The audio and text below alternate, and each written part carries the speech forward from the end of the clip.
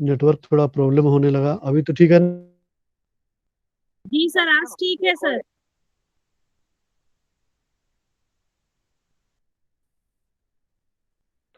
नमस्कार सर।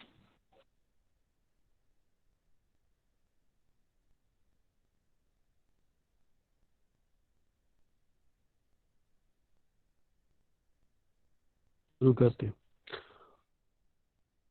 क्या जो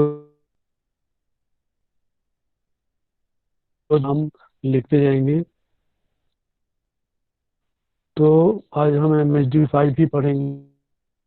और MSD क्या बोलते हैं उसको, 14 स्टार्ट करेंगे। हम्म, सर MSD हो 14 गया। कल कर दीजिएगा ना सर, आज MSD 5 ही रहने दीजिए ना सर। करेंगे आज MSD 5 को, जहाँ वही तो मैं ही बोल रहा हूँ, आज MSD 5 पढ़ते हैं पूरा, जहाँ तक हो सके। हो गया है तो अरिस्टोटल और जहाँ तक हम टच करेंगे, एक क्रोचे है। ये दोनों इंपॉर्टेंट है, इसको मैं पढ़ा देता हूँ। उसके बाद जो समय बचेगा तो देखेंगे। लेकिन अरिस्टोटल और प्लेटो बहुत इंपॉर्टेंट है। सर हम लोग अरस्तु का तो साहित्य चिंतन अरस्तु क्या बोली? सर बोले, हम लोग अरस्तु का साहित्य चिंतन लिख रहे थे। हाँ, लिख रहे थे। तो उसमें देखो, तो या उसको अरस्तु का साहित्य चिंतन बोलो, ये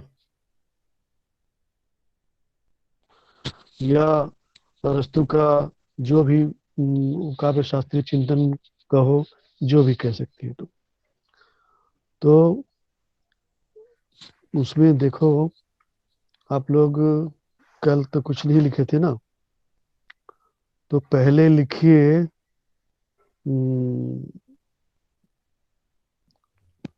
अरस्तु प्लेटो के शिष्य होने के बावजूद भी, स्टार्ट कीजिए। अरस्तु प्लेटो के शिष्य होने के बावजूद भी उनकी मान्यताएं उनकी मान्यताएं प्लेटो से भिन्न थी।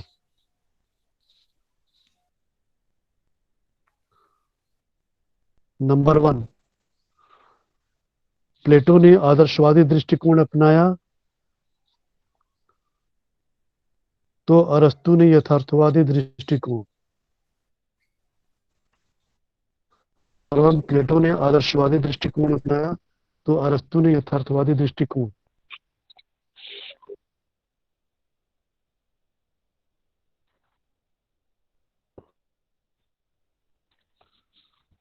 सर अरस्तु ने आदर्शवादी ये सब, और अरस्तु ने यथार्थवादी दृष्टिकोण।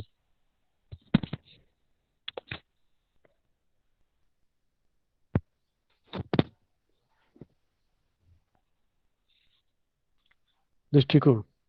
अच्छा, आदर्शवादी यथार्थवादी ये शब्द आपको कई बार आएगा, प्रेमचंद में भी आएगा, हर जगह कई बार आप लोगों ने पढ़ा होगा। इसका मीनिंग समझते? सर यथार्थवादी आदर्शवादी का या, मतलब हो गया आदर्शों उसूल लेके चलना, यथार्थवादी मतलब सच्चाई। अच्छा, तो उसको, ठीक है, मेरी तरफ से जरा एक बार समझ लो। आदर्शवादी यानी जो आदर्श है, यानी जो चीज सही है, जो चीज सत्य है, जो चीज धर्म है, वही आदर्श है। अर्थात राम हमारे जी हमारे आदर्श थे। रावण हमारा आदर्श हो सकता है क्या? नहीं। नहीं हो सकता है। तो ये होगी आदर्श, यानी जो लोग आदर्शवाद या धर्म या सच्चाई के रास्ते पर चलते हैं, उस विचारधारा को मानते हैं, वे लोग आदर्श कहलाते हैं। और यथार्थवादी यानी जो हकीकत है, जो सच्चाई है, जो अभी हम आंखों के सामने देख, वही यथार्थवादी।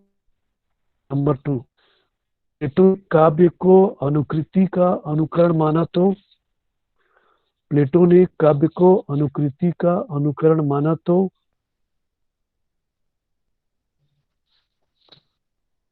प्लेटो ने काव्य को अनुकृति का अनुकरण माना तो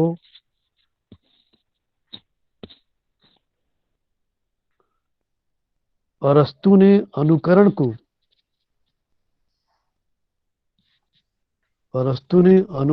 को मानव मन की सहज स्वाभाविक अरस्तु ने मानव मन को सहज स्वाभाविक प्रवृत्ति माना।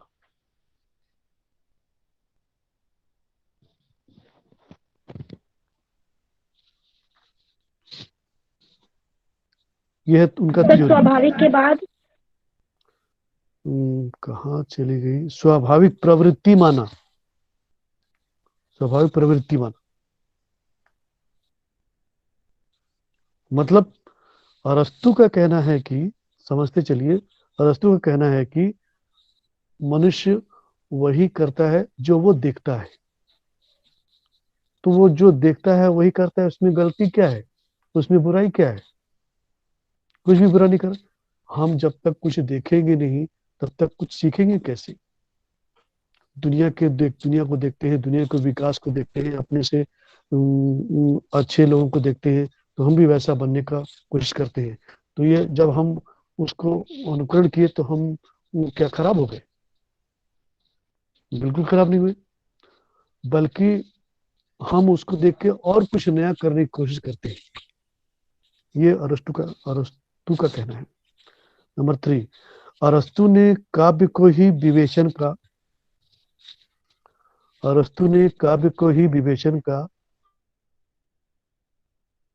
मानकर विवेचन का मूल आधार मानकर सिद्धांतों का निर्माण किया। अरस्तु ने काव्य को विवेचन का मूल आधार मानकर सिद्धांतों का निर्माण किया।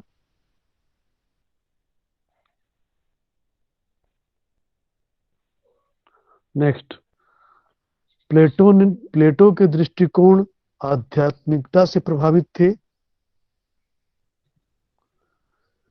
प्लेटो के दृष्टिकोण आध्यात्मिकता से प्रभावित थे।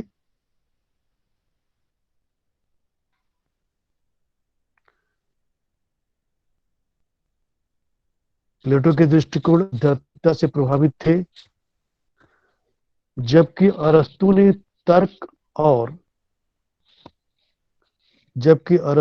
तर्क और वैज्ञानिकता को आधार बनाया।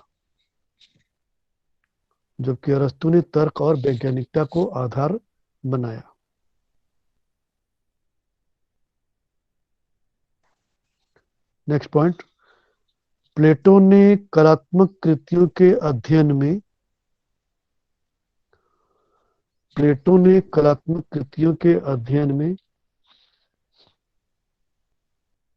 नीति शास्त्र और नैतिकता को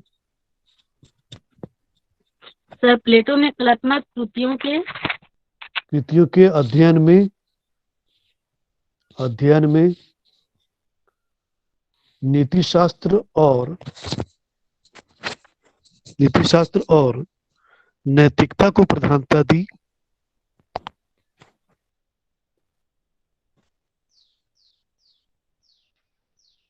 जबकि अरस्तु ने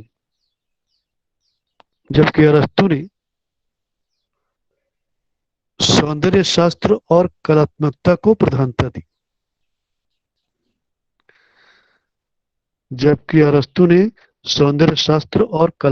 को प्रधानता दी।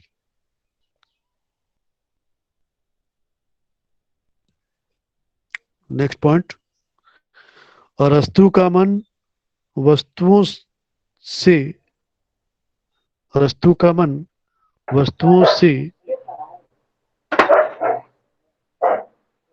सोनिया म्यूट करो।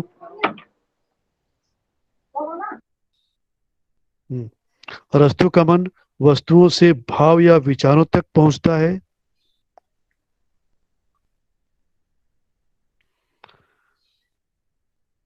सर भाव या विचारों तक पहुंचता है, जबकि प्लेटो का भाव या विचारों से वस्तुओं तक, जबकि प्लेटो का भाव या विचारों से वस्तुओं तक।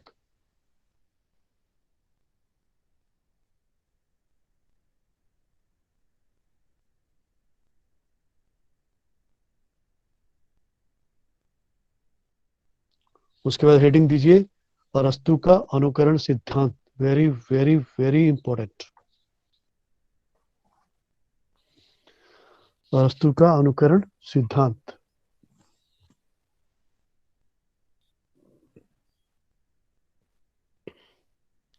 अरस्तु काव्य को एक कला मानते हैं। अरस्तु काव्य को एक कला मानते हैं।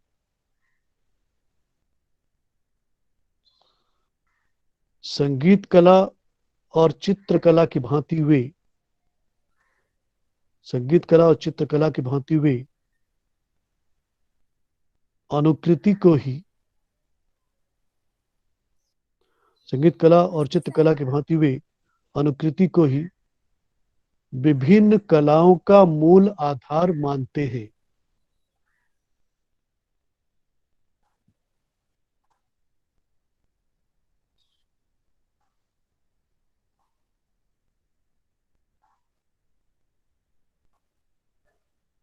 जैसे संगीत कला है, चित्रकला, संगीत केवल एक ही व्यक्ति तक तो सीमित नहीं है, या चित्रकला एक ही व्यक्ति तक तो सीमित नहीं है। आप भी संगीत सीखते हैं, आपके बाद कोई और सीखेगा, उसके बाद कोई और सीखेगा, चित्र भी कोई और बनाएगा, फिर कोई और उसको देख करके और उसमें रिफाइन करके उसको और अच्छे चित्रकारी करेगा। तो ये वो अनुकरण का अनुकरण, अनुकरण का अनुकरण होते चले जाता है और रिफाइन होते चला जाता है, और उसी प्रकार वो आगे बढ़ते जाता है। ये मतलब अरस्तु का सिद्धांत है। उनके विचार से सर और बात बोलिए सर, क्या, बोलिए छोड़िए। अरस्तु का अनुकरण सिद्धांत और एक बार बोलिए। और एक बार, संगीत कला एवं चित्रकला की भांति वे अनुकृति को, संगीत कला एवं चित्रकला की भांति वे अनुकृति को विभिन्न कलाओं का मूल आधार मानते हैं।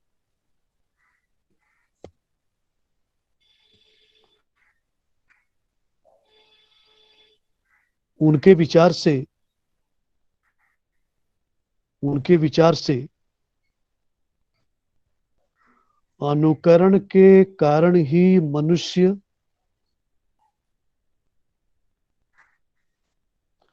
अनुकरण के कारण ही मनुष्य बहुत कुछ सीखता है।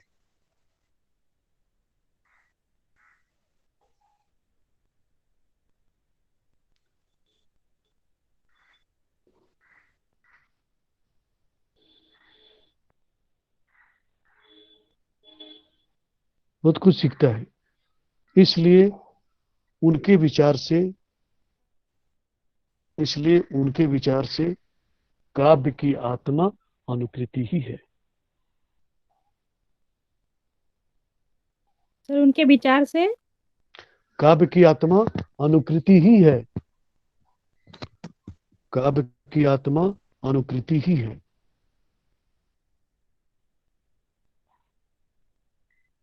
ये था उनका मतलब सिद्धांत। और भी बहुत कुछ है, हम आगे पढ़ेंगे। बस मुख्य बात उनका यही है कि हम, प्लेटो ने जिसको नकल कहा है, कॉपी कहा है, लेकिन अरस्तु ने उसको अनुकृति कहा है, अनुसृजन कहा है। मान लो, एक और उदाहरण दे रहा हूं। मान लो आपने एक किताब लिखी, आपने एक किताब लिखी, अंग्रेजी में लिखा, अंग्रेजी में एक किताब लिखा। अब वो किताब तो जो अंग्रेजी जानते वही पढ़ेंगे। उसको मैंने हिंदी में अनुवाद कर दिया, किसी ने उड़िया में अनुवाद कर दिया, किसी ने बंगला में अनुवाद कर दिया, किसी ने मराठी में अनुवाद कर दिया। अब वो क्या हुई, पूरे देश के लोग उसको पढ़ने लगे। तो कौन सी खराबी है? अरस्तु ने कौन सी गलत बात की? बल्कि उसका और अनुसृजन कर दिया, उसको नए रूप में प्रस्तुत कर दिया। वही बात कवि भी है। कवि के संदर्भ में उनका कहना कि हाँ चलो भाई, प्लेटो ने कहा कि सब कुछ तो पहले से मौजूद है, कवियों ने कुछ नया नहीं किया, लेकिन अरस्तु का कहना है कि हाँ, सूरज थे वही थे, चांद सितारे और जमीन आसमान और ये भावनाएं सब वही थी, लेकिन उन भावनाओं को बताया कौन? उन भावनाओं के बारे में सूक्ष्म रूप से बताने का काम किसी ने किया? कवियों ने किया। ये दया, करुणा, मोह, माया, ममता, ये सब, इसको इसके बारे में आलोकपात किसने किया? कवियों ने किया। हमारे मन में वो करुणा की भावना, दया की भावना, मोह की, माया, ममता की भावना, जितनी भावना आती है, ये सब हम जब साहित्य पढ़ते हैं तभी हमारे अंदर आती है। कोई कहानीकार कहानी लिखता है, उसमें किसी के दुख की बात होती है। कोई कहानीकार और कुछ कहानी लिखता है, उसमें सुख की बात होती है, कहीं गरीबी की बात होती है, कहीं अमीरी की बात होती है, कहीं दया की बात होती है। तो ये सब भावनाएं हमारे अंदर आती कहाँ से है?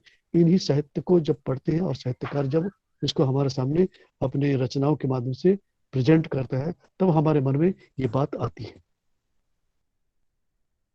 तो उन्होंने उसको एक अनुसृजन करके एक नया रूप दिया, तो कौन सा खराब किया?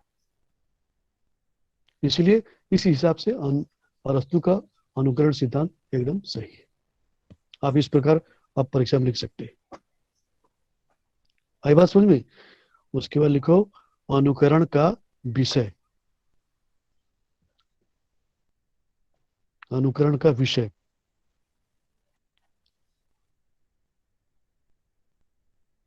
और एक चीज आपको बताना चाहूंगा यहाँ पर कि आप बड़े सौभाग्यशाली हैं, और आप बड़े मैं क्या कहूँ, मतलब बड़े ही सौभाग्यशाली हैं, और मैं आपको धन्यवाद देता हूँ कि आप साहित्य के विद्यार्थी हैं। सर हम लोग बहुत क्यों? सौभाग्यशाली हैं कि आप हमारे गुरु हैं सर। अरे वो तो है ही। नहीं नहीं, आप किस साहित्य के विद्यार्थी हैं? तभी तो हम लोग समझ पा रहे हैं कि ये साहित्य क्या चीज है, वरना कुछ भी नहीं समझ में आ रहा था सर। अरे साहित्य में जो चीज है वो तो और किसी चीज में, प्रेमचंद ने कहा ना कि साहित्य में वो शक्ति है जो तोप और तलवारों में भी नहीं पाई जाती। तोप और तलवार से किसी को, तुम्हारे हाथ को मैं काट दूं तो तुम फिर हाथ में दवा लगा करके फिर उसको ठीक कर सकती हो, लेकिन अगर तुम्हारे ऊपर मैंने उंगली उठा दी या कुछ गाली दे दी तो जिंदगी भर याद रहे कि भाई किसी ने मुझे गाली दी थी। अपमान के घूंट को जिंदगी भर हम पीते रहते हैं, लेकिन कोई कट गई उसको फिर दवा लगा के ठीक हो जाती है। तो वो भावना हमें साहित्य से मिलती है। तो मेरे कहने का मतलब कि जब हम साहित्य का अध्ययन करते हैं, यानी हम किसका अध्ययन करते हैं? हम व्यक्ति का अध्ययन करते हैं। हम साहित्य का अध्ययन करते हैं, मतलब हम समाज का अध्ययन करते हैं।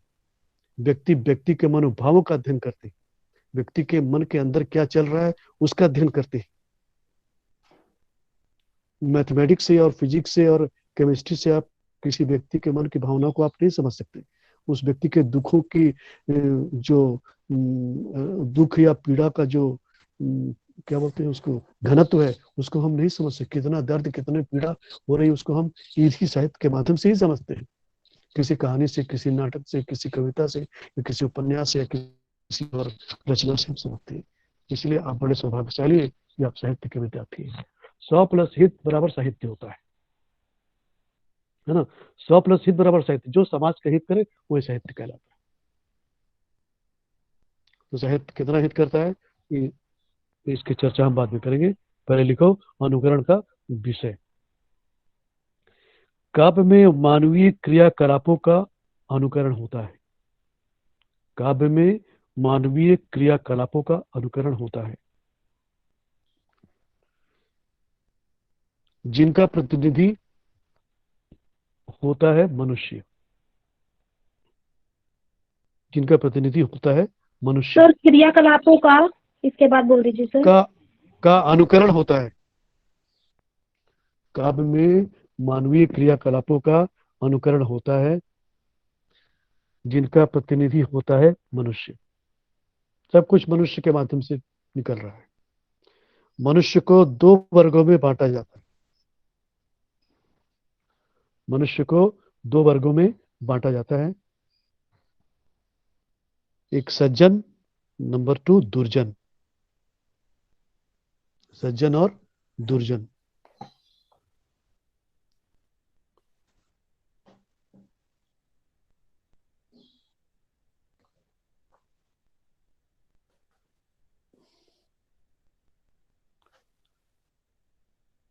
अरस्तु ने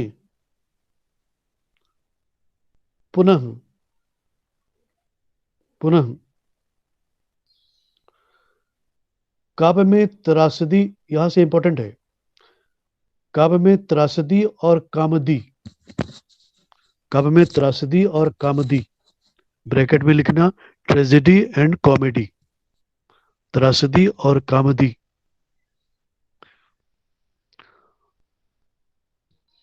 दो भागों में से त्रासदी का लक्ष्य होता है भव्यतर चित्रण करना। त्रासदी का लक्ष्य होता है भव्यतर चित्रण करना, और कामदी का लक्ष्य होता है, या कॉमेडी का लक्ष्य सर, होता है त्रासदी का लक्ष्य होता है भव्यतर चित्रण करना, भव्यतर चित्रण करना,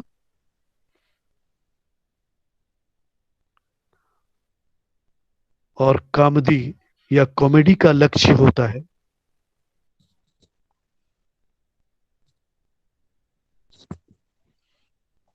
और कॉमेडी का लक्ष्य होता है हीनतर रूप को प्रस्तुत करना। हीनतर रूप को, हीनतर, हीनतर, हीनतर रूप को प्रस्तुत करना। अरस्तु ने काव्य में त्रासदी को अधिक महत्व दिया। आपके मटेरियल में त्रासदी के बारे में बहुत कुछ मिलेगा। काव्य में त्रासदी को अधिक महत्व दिया। उनका सारा काव्य विवेचन, उनका सारा काव्य विवेचन त्रासदी के ही संदर्भ में हुआ है।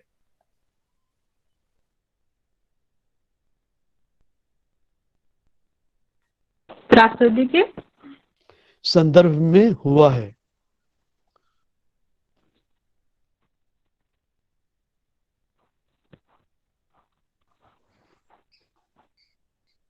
त्रासदी के संदर्भ में हुआ है। अच्छा, ये त्रासदी को उन्होंने क्यों महत्व दिया, आप समझ लीजिए।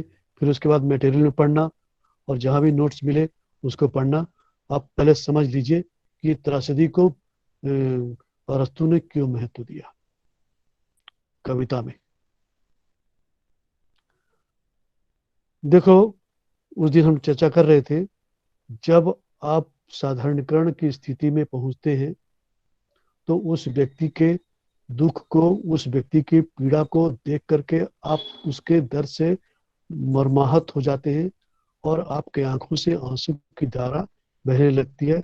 और उसके बाद वो दृश्य, वो व्यक्ति, वो कहानी, वो नाटक, वो पिक्चर, वो सीरियल आपको अच्छा लगने लगता है। वैसे भी जिंदगी में, जीवन में, जब हमारे ऊपर पीड़ा दर्द होता है तो हम कभी कभी हमें इच्छा होती है कि हम अकेले में बैठ करके खूब रोएं, खूब रोएं, खूब रोएं, खूब रोएं। और जब हम रो लेते हैं, आंखों से आंसू की अविरल धारा जब बहने लग जाती है या बह जाती है, तब हम शांत हो जाते हैं। उसके बाद हमारे ऊपर कोई बोझ नहीं रहता, हम पूरी तरह से रिलैक्स हो जाते हैं।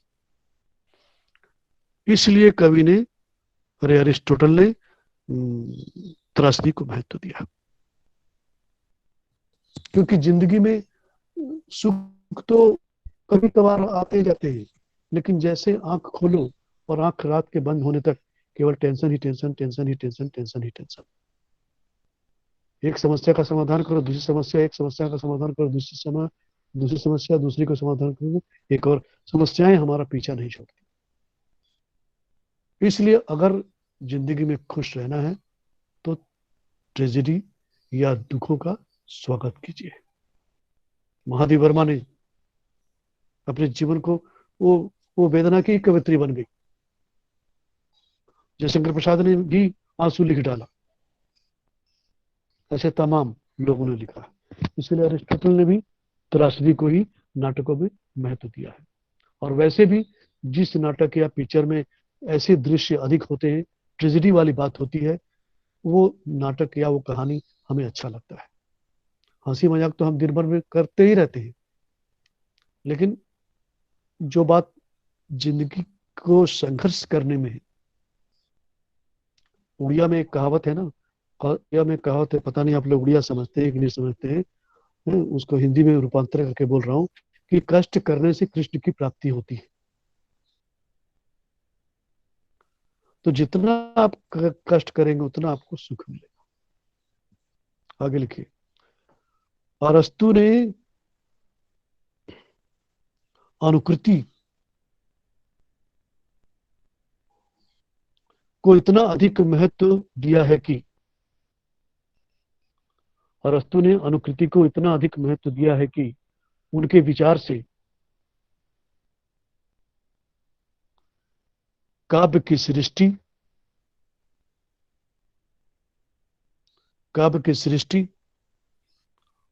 और उसके आस्वादन का मूल कारण अनुकृति ही है। सर काव्य की क्या बोले और एक बार बोले? काव्य की सृष्टि और उसके आस्वादन, काव्य की सृष्टि और उसके आस्वादन का मूल कारण अनुकृति ही है।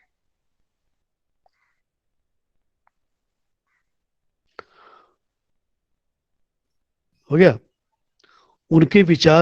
उनका विचार है कि कविता सामान्यतः दो कारणों से प्रस्फुटित होती है।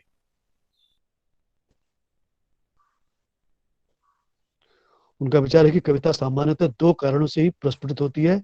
नंबर 1, सर 2 कारणों से प्रस्फुटित होती है।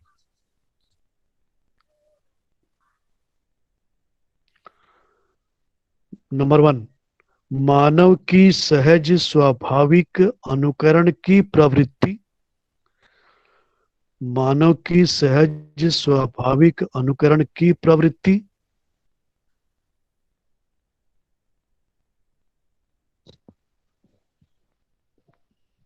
नंबर 2, सामंजस्य और लय की प्रवृत्ति।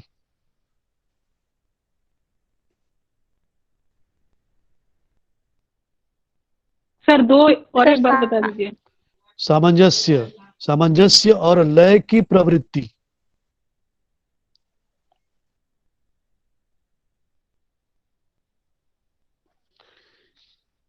क्योंकि पैराग्राफ चेंज करेंगे। क्योंकि प्लेटो ने अनुकरण को दर्शन से जोड़कर देखा है। क्योंकि प्लेटो ने अनुकरण को दर्शन से जोड़कर देखा है।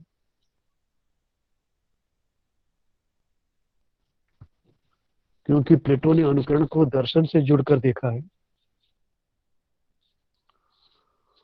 और उसे हीन व्यापार के रूप में प्रस्तुत किया। और उसे हीन व्यापार के रूप में प्रस्तुत किया।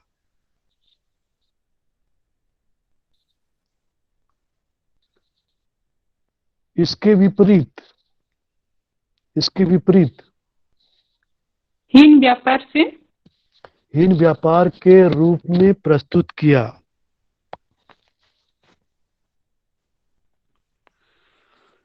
इसके विपरीत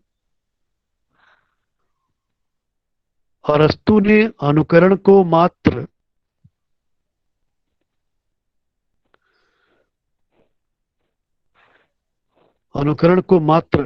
काव्य और सृष्टि के संदर्भ में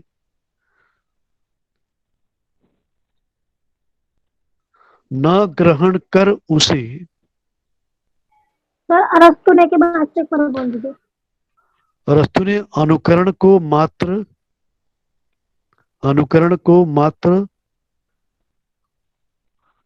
काव्य और सृष्टि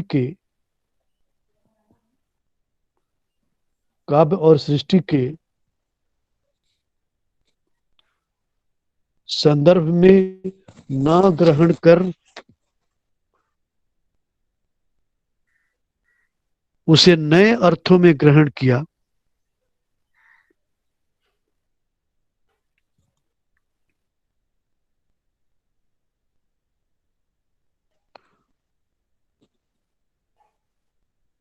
और अनुकरण के शाब्दिक अर्थ में एक नया जीवन भरकर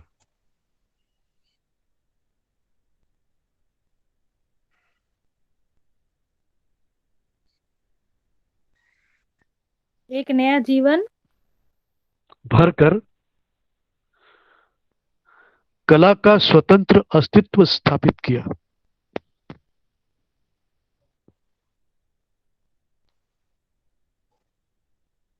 अगर अरस्तु ऐसा नहीं कहते, अनुकरण के शाब्दिक अर्थ में एक नया जीवन, कहाँ पर हो यार, जल्दी जल्दी लिखो। शाब्दिक अर्थ में एक नया जीवन भरकर कला का स्वतंत्र अस्तित्व स्थापित किया। सर मैं लेफ्ट हो गई थी सर, बताइए ना। बताइए ना, कहाँ से बताऊं?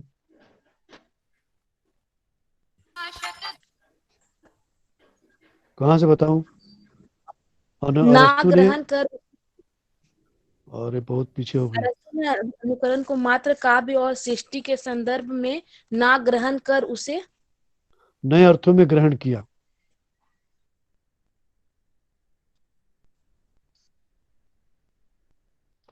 अरस्तु ने अनुकरण के शाब्दिक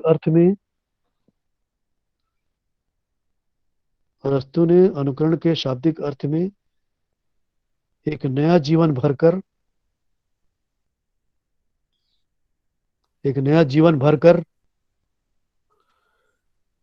कला का स्वतंत्र अस्तित्व स्थापित किया।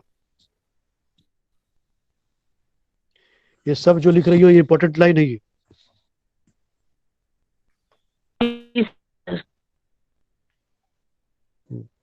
उनके मतानुसार, वेरी इंपॉर्टेंट लाइन, उनके मतानुसार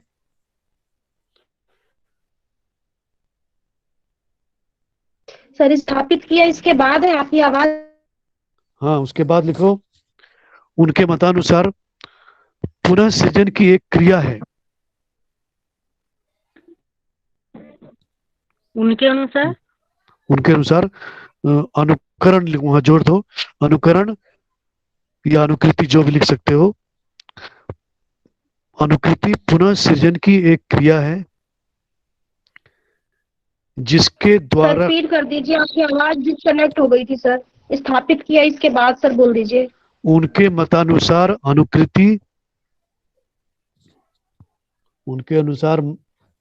अनुकृति पुनः सृजन की एक क्रिया है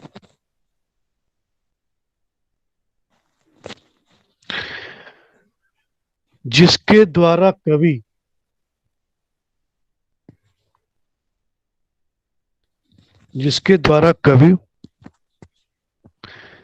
जीवन संबंधी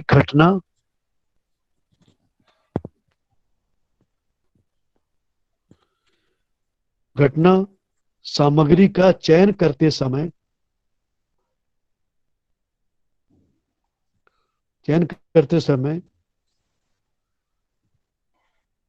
यथार्थ और वास्तविक वस्तु में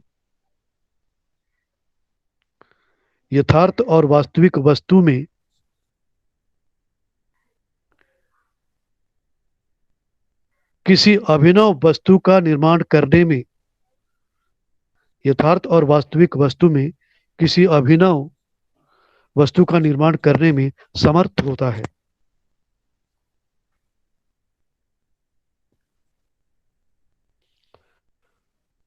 अरस्तु यह मानते हैं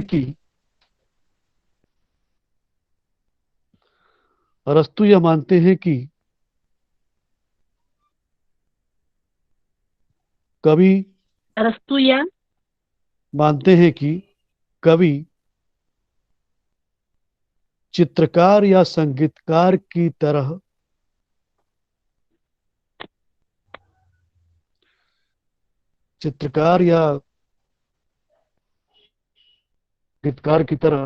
अनुकरता है।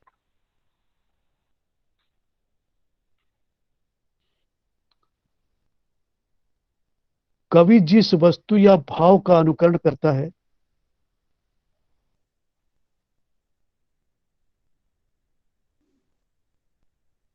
सर चित्रकार और संगीतकार की तरह उसके बाद अनुकरता है।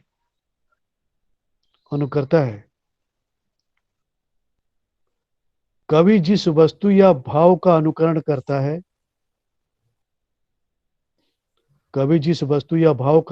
करता है वे तीन प्रकार के हो सकते हैं।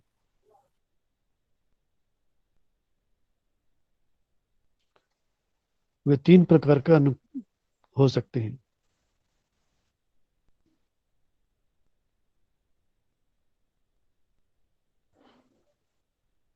नंबर 1, प्रतीयमान।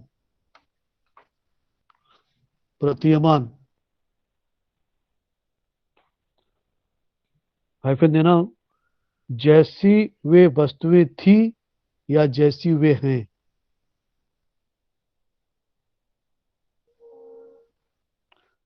जैसी वे वस्तुएं थी या जैसी वे हैं। नंबर 2, संभाव्य।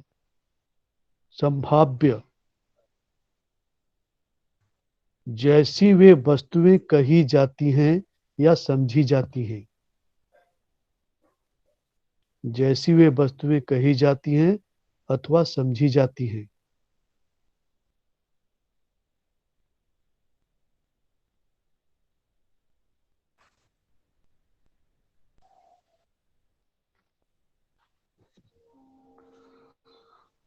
नंबर 3,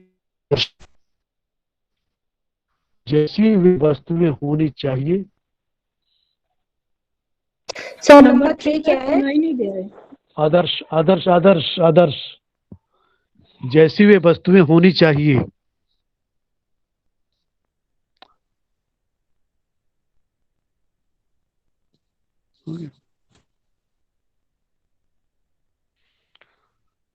अरस्तु के अनुसार सर जैसी कविता वे वस्तुएं होनी चाहिए। हाँ होनी चाहिए, उनका आदर्श रूप होना चाहिए। पैरा चेंज करेंगे। अरस्तु कविता में जीवन का अरस्तु के अनुसार कविता में जीवन का सामान्य सार्वभौम सत्य। सर कविता में जीवन का सामान्य सार्वभौम सत्य मुखरित होता है।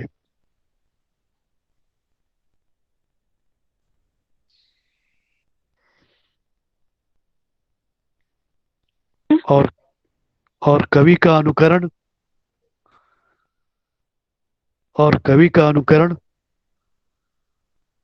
सृजनात्मक होता है।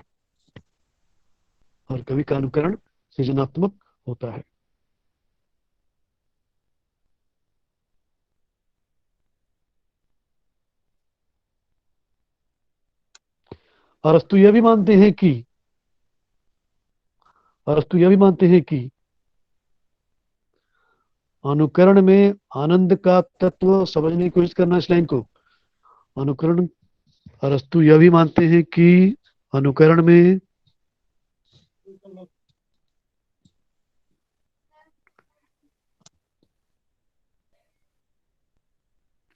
में आनंद का तत्व अनिवार्यतः बना रहता है।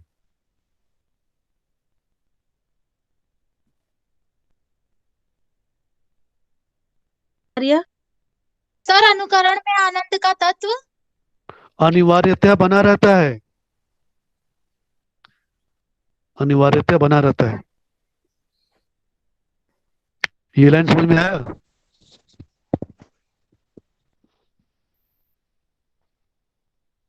नहीं सर, समझा दीजिए थोड़ा। अच्छा अच्छा। अनुकरण में आनंद का तत्व अनिवार्यता बना रहता है।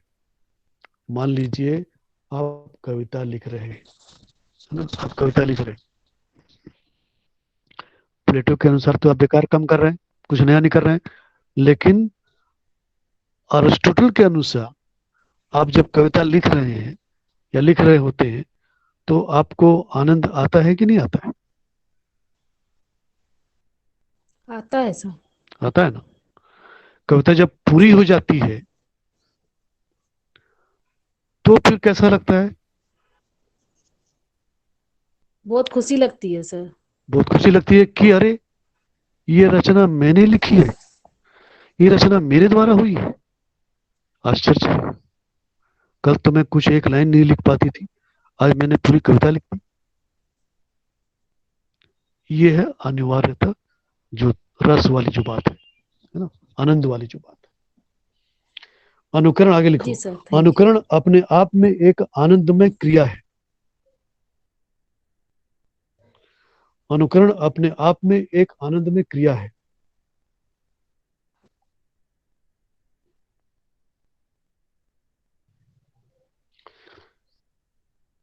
त्रासदी से हम सभी प्रकार के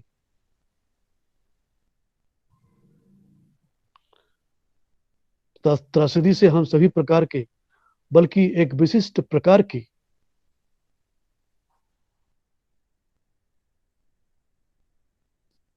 बल्कि एक विशिष्ट प्रकार के आनंद की अपेक्षा कर सकते हैं। सर और एक बार बता दीजिए थोड़ा। त्रासदी से हम सभी प्रकार के बल्कि विशिष्ट प्रकार के त्रासदी से हम सभी प्रकार के बल्कि एक विशिष्ट प्रकार के आनंद की अपेक्षा कर सकते हैं।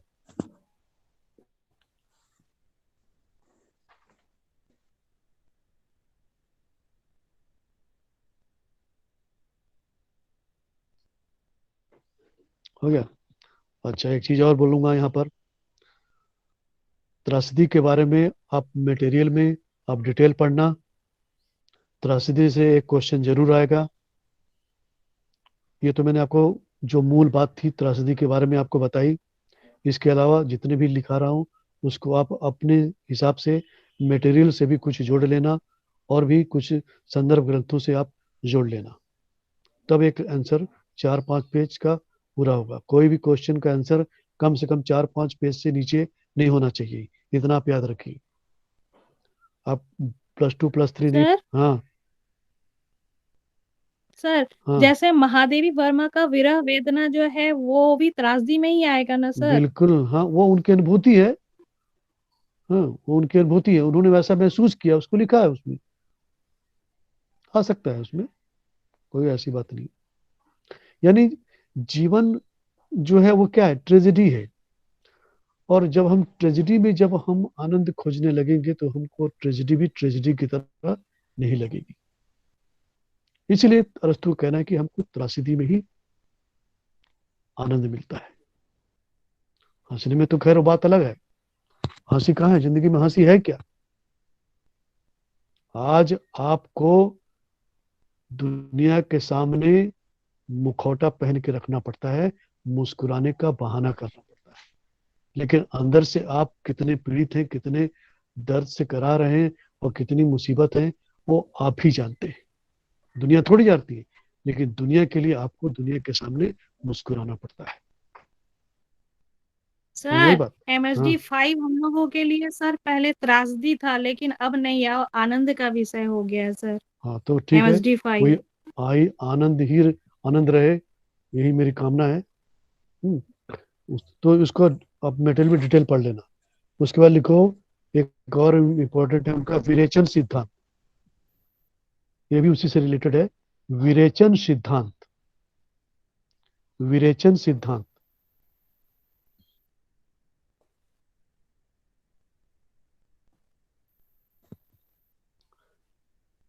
शुद्धिकरण, ब्रैकेट में लिख सकती हो शुद्धिकरण।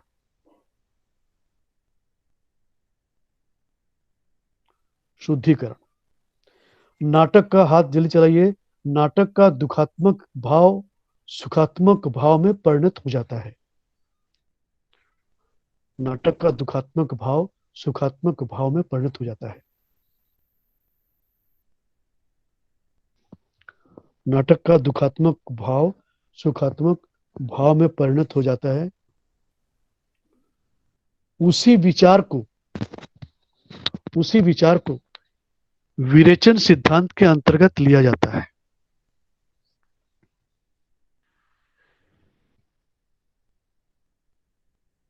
को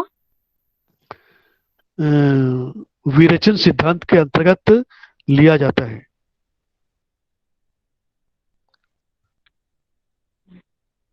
सर सुखात्मक में परिवर्तन हो जाता है।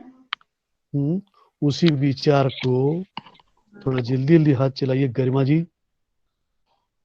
नाटक का दुखात्मक भाव सुखात्मक भाव में परिणत हो जाता है।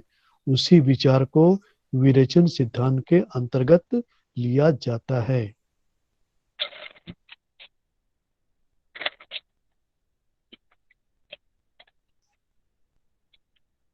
विरेचन मतलब यहां पर मैंने बताया आपको शुद्धिकरण,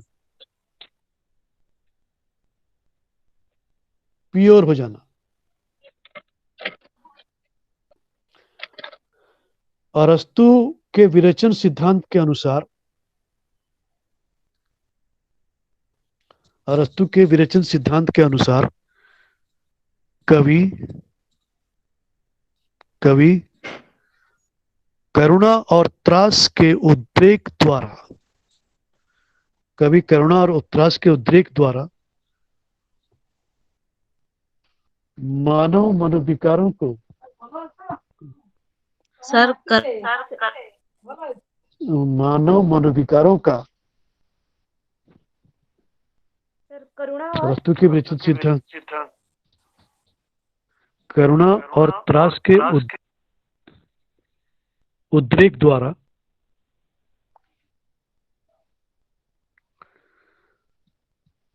मानव मनोविकारों का उचित विरेचन करने में समर्थ होता है।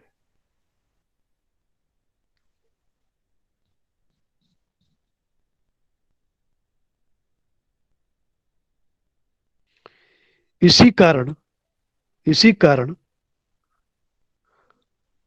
दुखांत काव्यों को पढ़कर, काव्यों को मतलब यहां पर आप साहित्य समझ सकते हैं, काव्य यानी काव्य ही नहीं, काव्य नाटक कहानी उपन्यास जो भी, दुखांत काव्यों को पढ़कर आनंद प्राप्त करते हैं। दुखांत काव्यों को पढ़कर आनंद प्राप्त करते हैं और हमारे भाव और विचार उदात्त हो जाते हैं।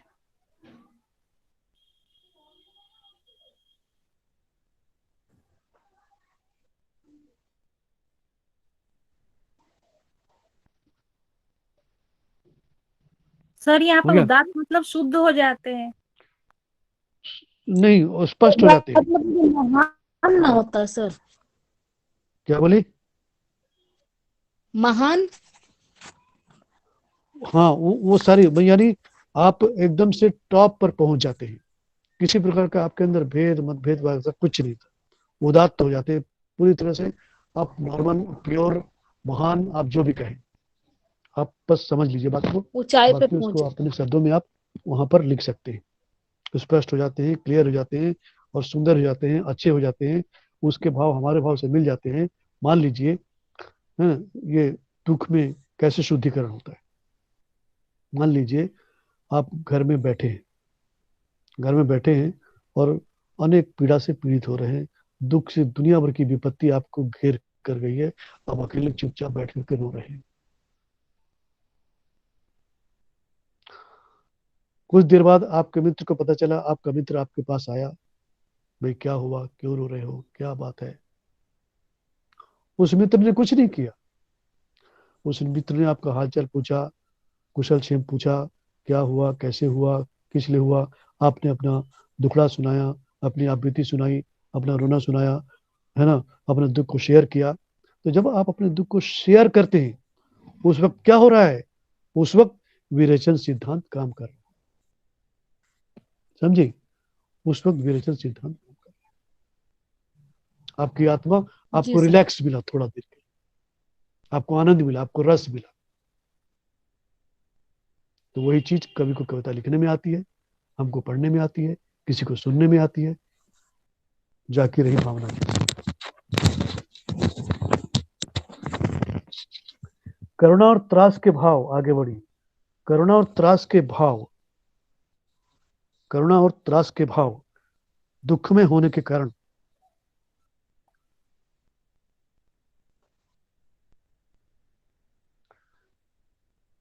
जीवन में उद्वेग पैदा करते हैं।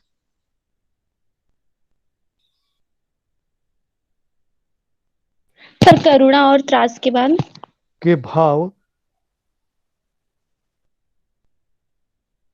दुख में होने के कारण जीवन में उद्वेग पैदा करते हैं। जल्दी जल्दी लिखिए। जेल पेन का उपयोग कीजिए।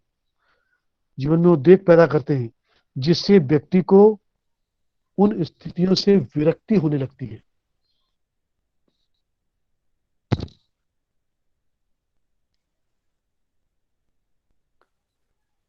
जबकि काव्य में यही भाव आनंद की उत्पत्ति करता है।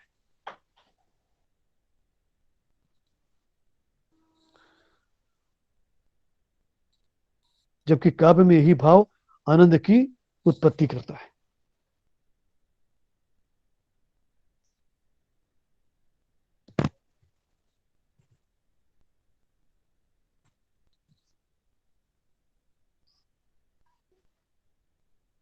है ना? आप एक तरफ आनंद की उत्पत्ति कैसे करता है?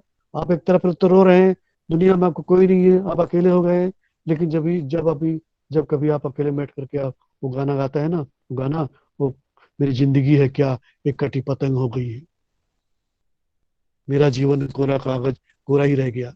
जब इस गाने को आप गाते हैं तो आपको आनंद की प्राप्ति होती है। ये है कविता में आनंद। यह समस्या हर एक सजग काव्य चिंतक के सामने रहता है। ये समस्या यह समस्या हर एक काव्य सजग चिंतक के सामने रहता है।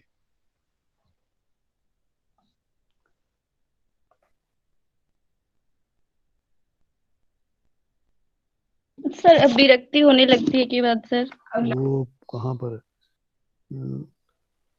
यही काव्य में यही भाव आनंद की उत्पत्ति करता है। काव्य में यही भाव आनंद की उत्पत्ति करता है।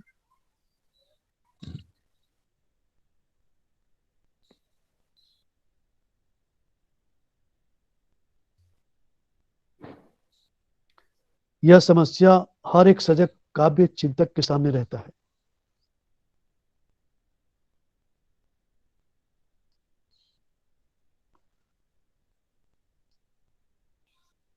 कि जीवन के दुखद भाव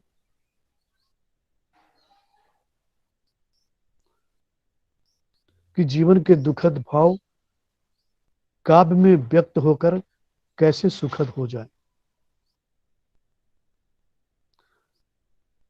जीवन के दुखद दुखद भाव भाव काव्य में व्यक्त होकर, काव्य में व्यक्त होकर कैसे सुखद हो जाए।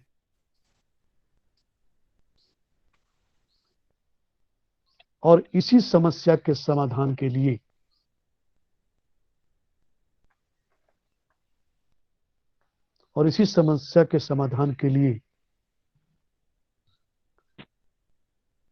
अरस्तु ने विरेचन सिद्धांत की प्रतिष्ठा की।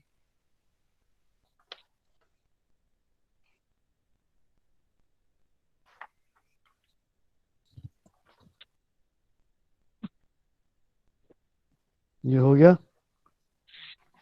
उसके बाद विरेचन हेडिंग दो, विरेचन सर विवेचन सिद्धांत की प्रतिष्ठा की। हो गया? अच्छा, उसके बाद लिखो विरेचन का प्रभाव।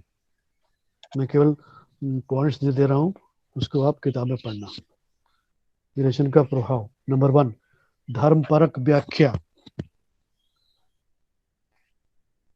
धर्म के माध्यम से आत्मा की शुद्धि।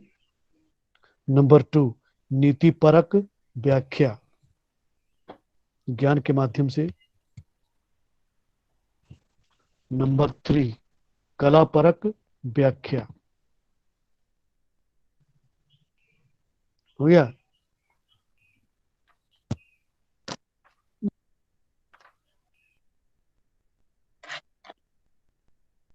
अच्छा, उसके बाद सर धर्म दूसरा क्या बोला था सर पॉइंट? नीति परक।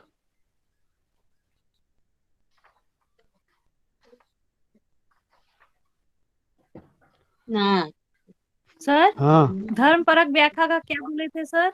मतलब वो धर्म के माध्यम से जब हमें आत्मा की शांति मिलती है, पूजा पाठ के माध्यम से धर्म की शांति मिलती है।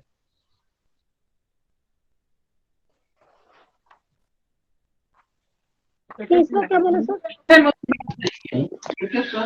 उसके बाद लिखो ये क्रोचे का अभिव्यंजनावाद। क्रोचे का अभिव्यंजनावाद। सर विरेचन का सर लास्ट कला क्या परक बोला के था बाद तो आपने? नहीं खाना कुछ भी आपने बोला था ना क्या? सर? हाँ, कला परक के बाद तो कुछ नहीं है ना सर? हिंट हो गया ना? जी बस खत्म, आगे बढ़ो। नेक्स्ट टॉपिक, क्रोचे का अभिव्यंजनावाद।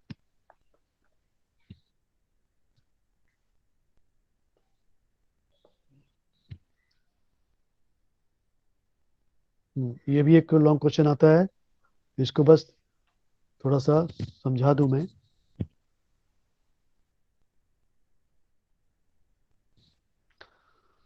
किताब में पढ़ी हो ना क्रोचे का अभिव्यंजनावाद?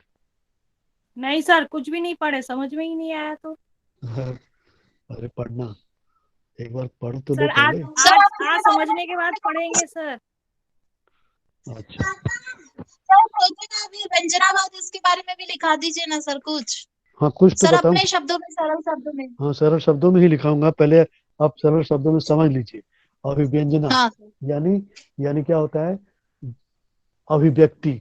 जब अपने विचारों को जब आप अभिव्यक्त करते हैं, वो है अभिव्यंजनावाद। लेकिन वाद का रूप यहाँ से कहाँ? अभिव्यंजन, हम अपने विचारों को अभिव्यक्त करते हैं, ये बात तो समझ में आती है। लेकिन वहां पर क्रोचे ने उसको अभिव्यंजनावाद नाम दे दिया। क्यों?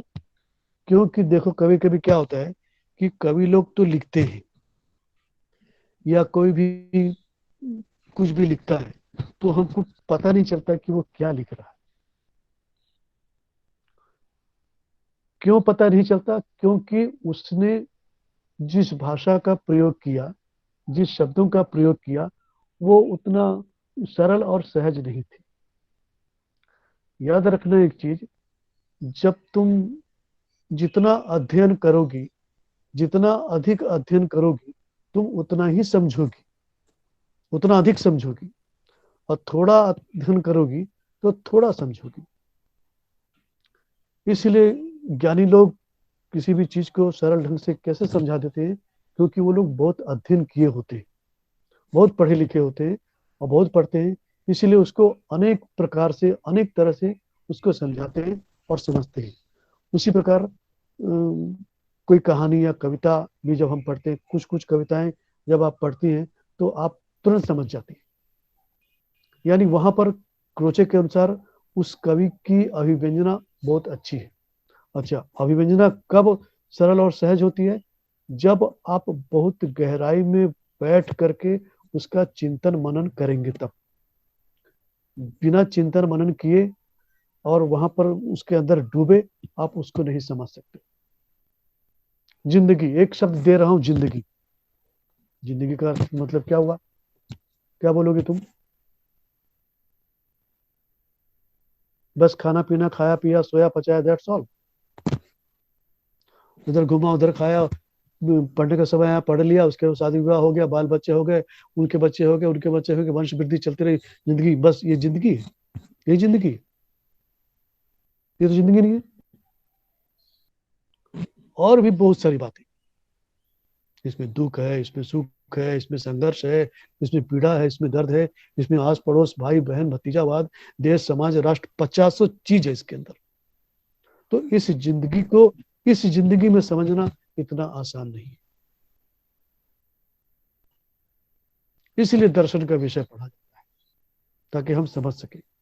तो क्रोचे के अनुसार हम किसी चीज को सरल ढंग से और सरलता से तभी व्यक्त कर सकते हैं, या हमारी अभिव्यंजना तभी सरल हो सकती है जब हमारी अनुभूति, यानी जो हम अनुभव करते हैं, हमारी अनुभूति भी बहुत गहरी होनी चाहिए।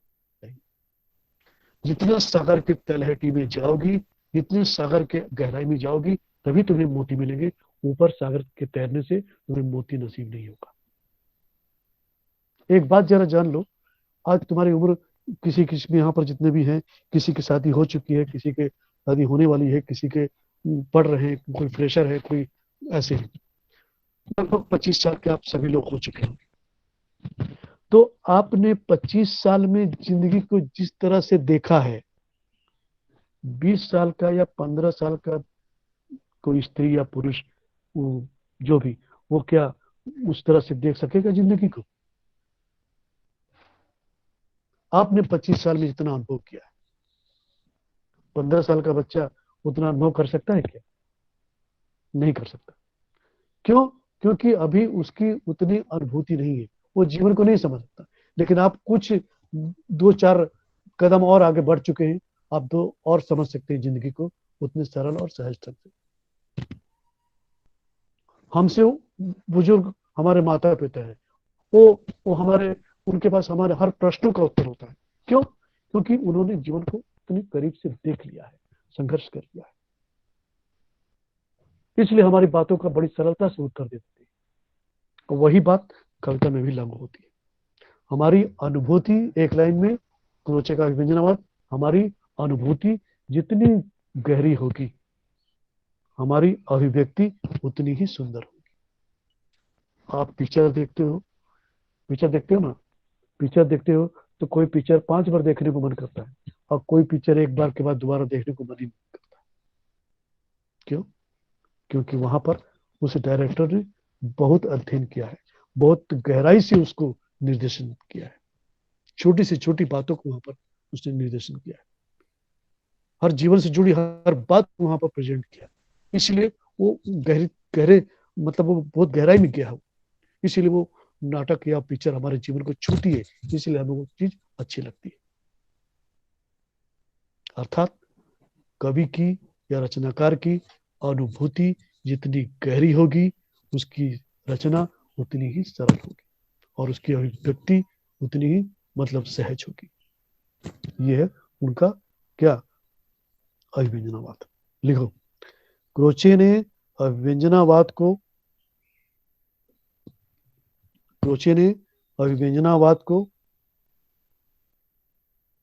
एक वाद के रूप में प्रतिष्ठित किया। क्रोचे ने अभिव्यंजना को एक वाद के रूप में प्रतिष्ठित किया, और सौंदर्य शास्त्र का पृथक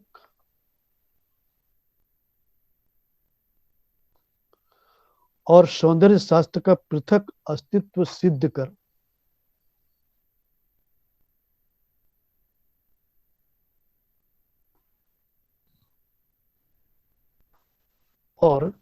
सौंदर्य शास्त्र का पृथक अस्तित्व सिद्ध कर सहजानुभूति को सर अभिव्यंजना का सौंदर्य शास्त्र के बाद सौंदर्य शास्त्र का पृथक अस्तित्व सिद्ध कर सहजानुभूति, शब्दों को ध्यान से पढ़ेंगे और समझेंगे। सहजानुभूति यानी सहज अनुभूति, सर सौंदर्य सहजानुभूति को शास्त्र का पृथक अस्तित्व सिद्ध किया उसके बाद। सिद्ध कर सिद्ध कर सह- सहजानुभूति। सहजानुभूति को अभिव्यंजना कहा।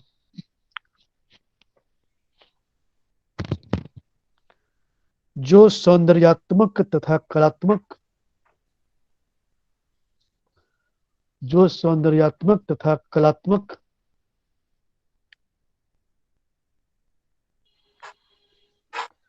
तत्व से भिन्न होता है।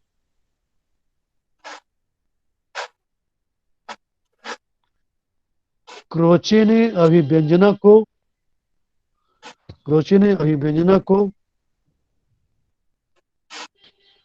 अलौकिक शक्ति न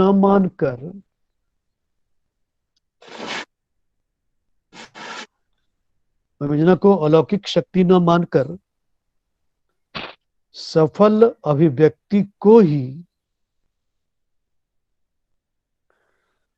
अभिव्यक्ति को ही अभिव्यंजना माना है।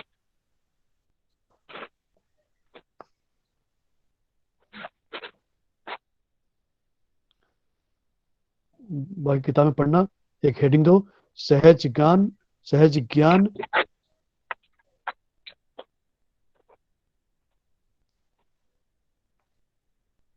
स्वयं उसके बाद प्रकाश, सहज ज्ञान स्वयं प्रकाश ज्ञान।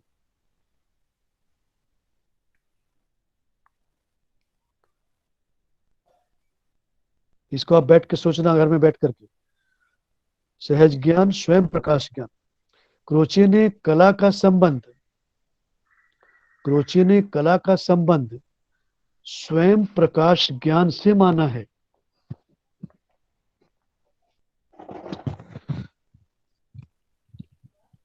क्रोचे ने कला का संबंध स्वयं प्रकाश ज्ञान से माना है, जिसे सहजानुभूति कहा गया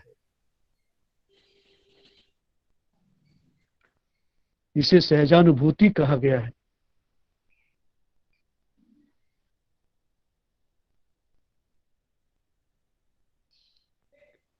यह ज्ञान कल्पना द्वारा उपलब्ध होता है।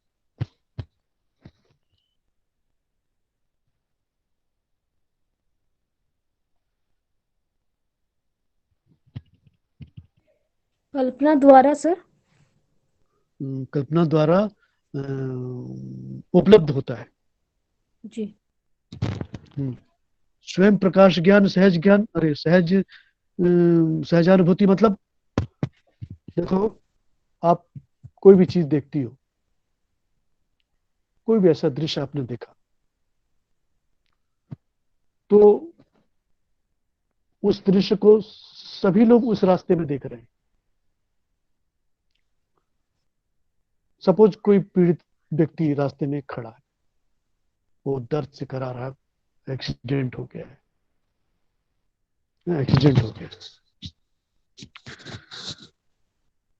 गया है। उस रास्ते से कितने लोग आए, कितने लोग गए, किसी का ध्यान वहां नहीं गया। आप उस रास्ते से, आपकी भी नजर वहां पड़ी। अब आपके मन के अंदर वो चिंतन मनन मंथन शुरू होगी, भाई कितना दर्द हो रहा होगा, कितनी पीड़ा हो रही होगी, कितना करा रहा होगा, पता नहीं उसके घर में कौन कौन है, पता नहीं उसके बाल बच्चों का क्या होगा, पता नहीं उसकी पत्नी का क्या होगा, उसके माता पिता का क्या होगा, ये व्यक्ति उनके अकेला सहारा था। ये तमाम बातें आपके मन में विचार आते गए, उसी को बोलते हैं सहज ज्ञान। अचानक अपने आप वो आ रहा है। सबके मन में नहीं आया, इसीलिए सब कभी नहीं बन पाते। और जिसके मन में आ गया वही फिर उस बात को बता सकता है दुनिया को, हाँ भाई ऐसा हुआ तो ऐसा हुआ तो वैसा हुआ।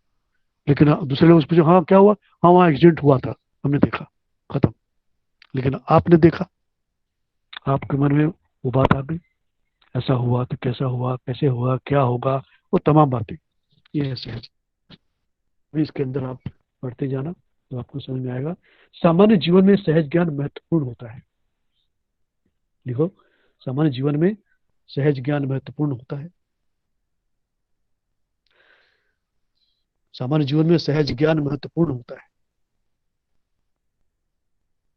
कुछ सत्य ऐसे होते हैं, कुछ सत्य ऐसे होते हैं जिनकी परिभाषा करना कठिन होता है।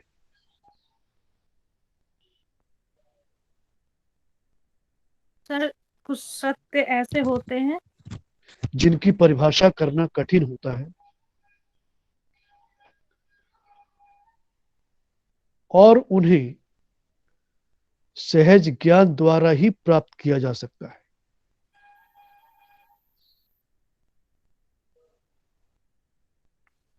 कठिन होता है उसके बाद। कठिन होते उन्हें सहज ज्ञान द्वारा ही प्राप्त किया जा सकता है।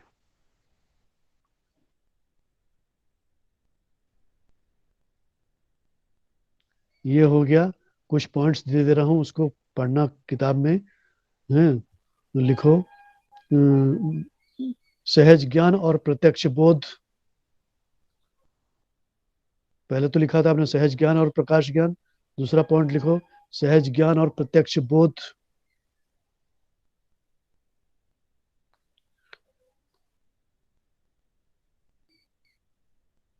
तीसरा पॉइंट, नेक्स्ट पॉइंट, सहजानुभूति और अभिव्यंजना।